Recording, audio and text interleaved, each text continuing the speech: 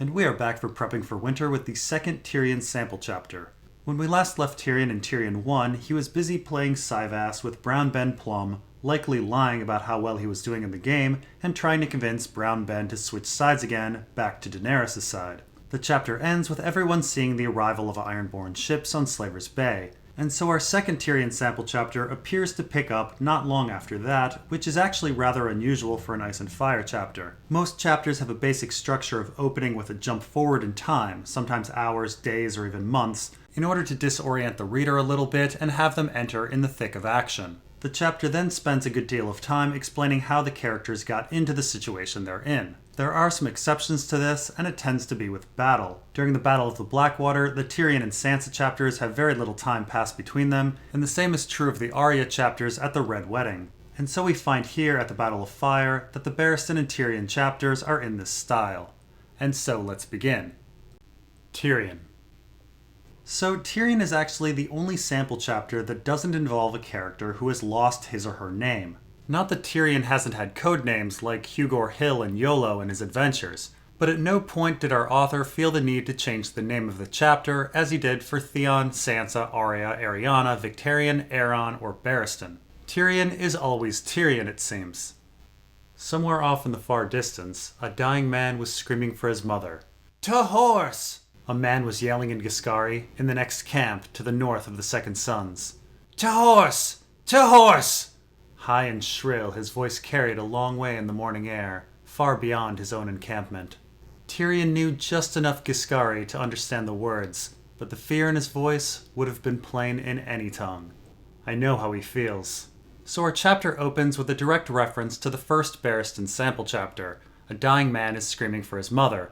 Back in Barristan 1, when trying to give a rousing speech to his men, Barristan says that men do all sorts of things in battle, including crying out for their mothers. Of course, here it isn't just any man calling out for his mother, it's a dying man, reminding us that men do die on the battlefield. This chapter is meant to mirror Barristan, who attempted to downplay death.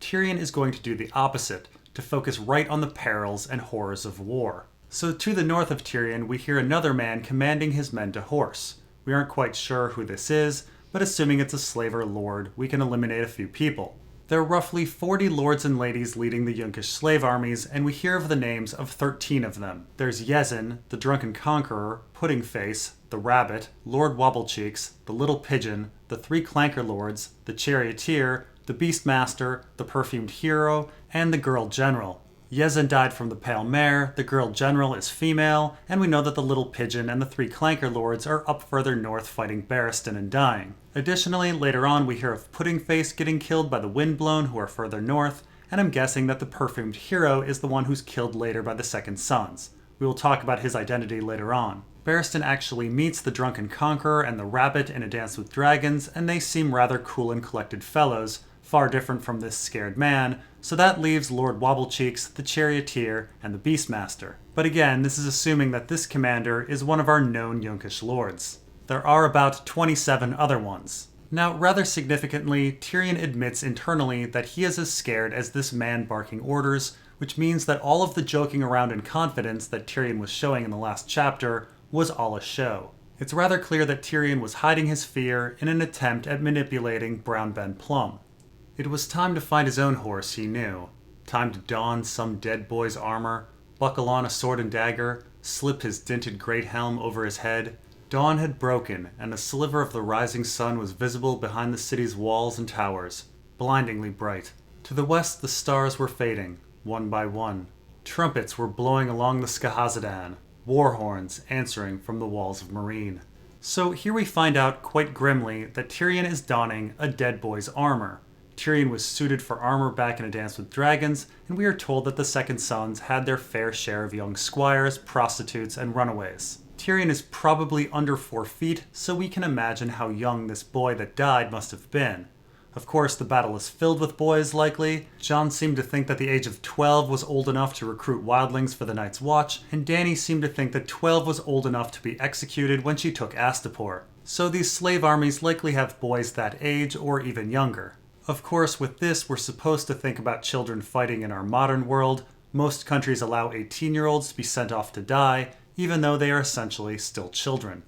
And so Tyrion also mentions that the dawn is breaking, which recalls the Barristan chapter, as well as the stars, which recalls the Victarion chapter. This is to remind us that Tyrion is stuck between Victarion and Barristan, both in a literary sense and in a physical sense.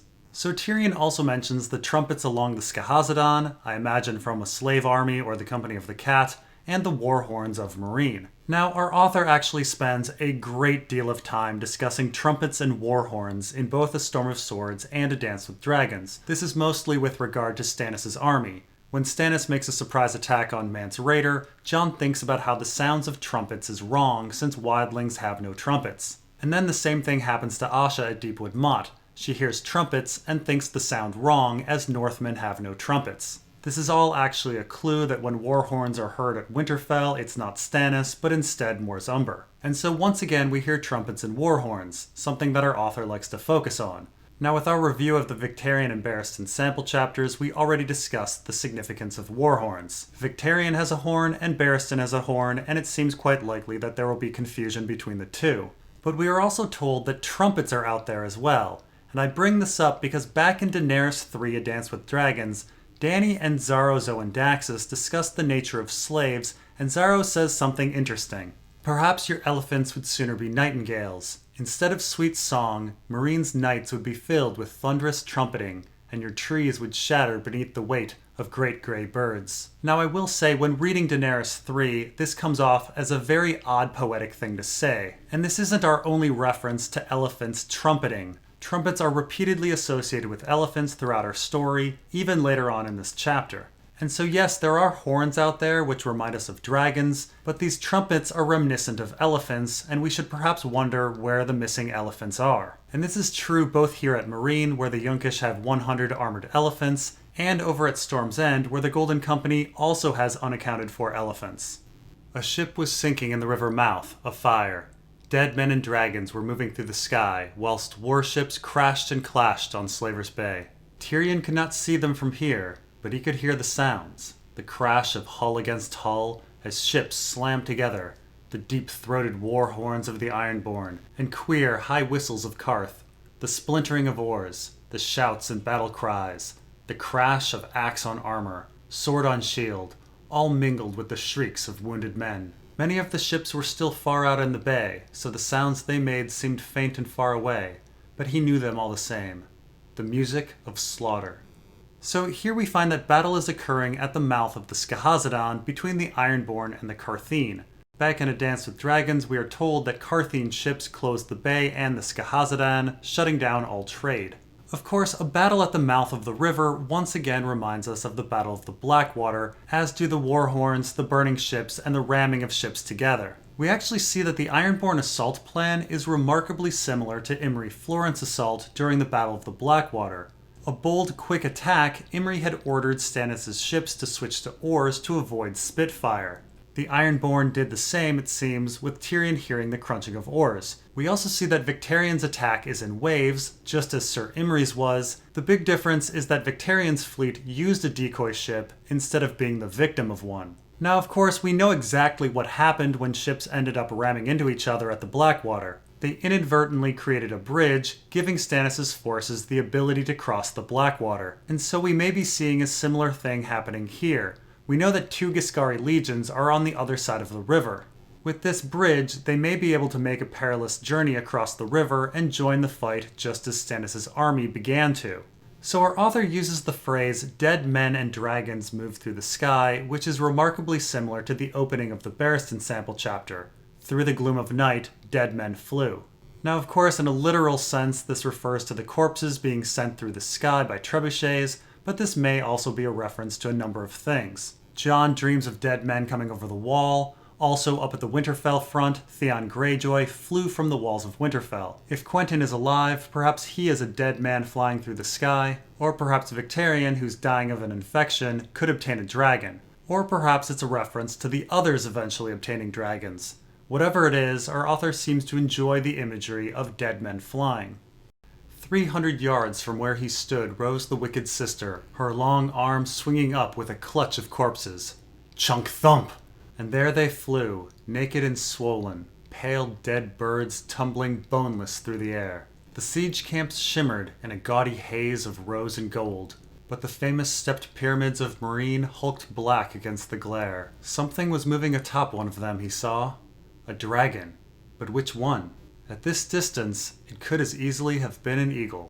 A very big eagle. And so here is our confirmation of where Tyrion stands on the battlefield. Fairly close to Wicked's sister. Later we hear of the Company of the Cat being near Harpy's daughter, the Windblown being near Harridan, and the Long Lances being near the Ghost of Astapor. So it seems for at least 4 of the 6 trebuchets, there is an accompanying sellsword company. And throughout the chapter we hear about these sellsword companies defending their corresponding trebuchets. And everyone seems to think this is a horrible strategy. One doesn't use cavalry, with its advantage being its mobility, to defend a fixed position. And so it's extremely puzzling that the sellswords are being used in this manner. Why guard fixed positions? Why guard the trebuchets? Is it simply bad strategy, or is there something else going on? So once again we are reminded that the trebuchets are also being used to fire corpses into the air. As I mentioned with the Barristan sample chapter, this is a clear parallel to the Battle of the Blackwater, where catapults launched the Antler Men into the air. The corpses have even been stripped naked just like the Antler Men were, though I imagine in this case to make them explode more easily, rather than for humiliation. Now previously with Barristan, the corpses seem to have been coming in one by one, but now they're being shot in groups, 6 later on.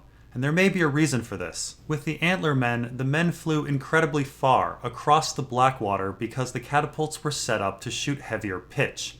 With Meereen, the bodies are barely making it into the city, which means heavier pitch would fall much shorter, onto the battlefield. By adjusting their loads, the trebuchets may now be testing where actual pitch will land.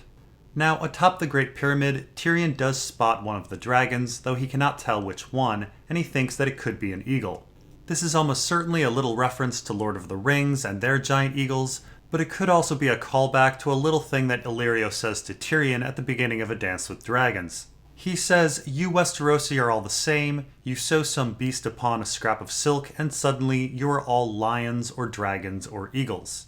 Here is a lion viewing a dragon and thinking it an eagle. Now, in a literary sense, Tyrion spotting the dragon and thinking it an eagle is rather ironic. The giant eagles in Lord of the Rings provided a deus ex machina moment, saving our pint-sized characters, Frodo and Sam. And here Tyrion, a little character, is essentially banking on the dragons to save him in a deus ex machina fashion. He and Jorah fully believe that Daenerys is going to return on Dragonback to win the battle, something that seems a bit unlikely as we know Dany is off in the Dothraki Sea.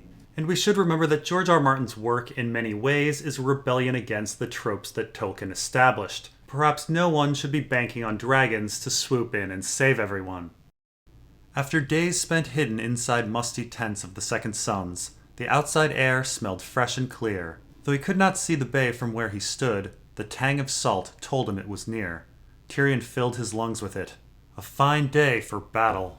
From the east the sound of drumming rolled across the parched plain. A column of mounted men flashed past the Harridan, flying the blue banners of the Windblown. So here we find that Tyrion has been with the Second Sons for days, which is interesting as Jorah and Tyrion talked about their desire to get the Second Sons to switch sides when they first arrived. This means that Tyrion has likely been annoying and harassing Brown Ben Plum with the notion for days, and the demoralizing Syvass game that we saw in Tyrion 1 was one of many for Brown Ben. Now we know that Tyrion needed to hide inside, as a crew of men have been searching for him, Penny, and Jorah as they are escaped slaves. We also get more information on Tyrion's orientation on the battlefield. He notes the salt in the air and the parched plains, so he is near the ocean but not near enough to see it, and we know he's south enough to not have the city block his view of the east. It should be noted that Tyrion hears drumming to the east, and drumming is a method used for steering and moving elephants. Also nearby is the trebuchet Harridan, and Tyrion spots the Windblown riding in front of it. Now I will say that there is an odd line in the middle of this paragraph, and that is, a fine day for battle. The rest of the chapter stresses Tyrion's dread for the coming battle, and yet him breathing in and thinking it a fine day is something that some battle-loving warrior like Victarion would do. And so I think it's likely that Tyrion is being sarcastic when he thinks it's a fine day for battle. It is a fine day, but it's nothing to enjoy. A younger man might have found it all exhilarating. A stupider man might have thought it grand and glorious. Right up to the moment when some ugly arse Yunkish slave soldier with rings in his nipples planted an axe between his eyes. Tyrion Lannister knew better. The gods did not fashion me to wield a sword, he thought. So why do they keep putting me in the midst of battle? No one heard. No one answered. No one cared. And so here we get some confirmation that a fine day for battle was not some pleasant thought. Tyrion is definitely not enjoying this moment. And then we get even more irony. Tyrion thinks that a younger man would find this all exhilarating, a stupider man glorious. This is of course a direct reference to Victarion and Barristan, both of whom describe the upcoming battle as exhilarating, and they even both specifically call it glorious. It's all rather funny as Victarion and Barristan are both quite a bit older than Tyrion, not younger, though admittedly they're both stupider.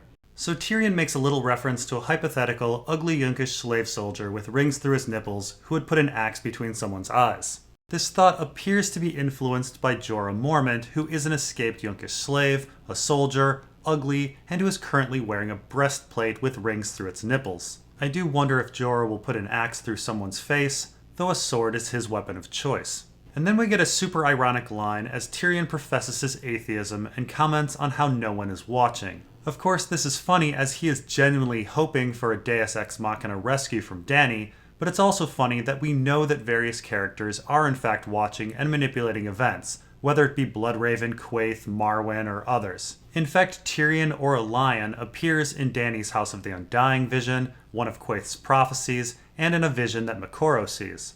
Perhaps these manipulators and vision senders aren't gods in a literal sense, but their power and omniscience makes them effectively gods, and many people call them gods. Though all in all, perhaps Tyrion is correct in that they don't care about his well-being specifically.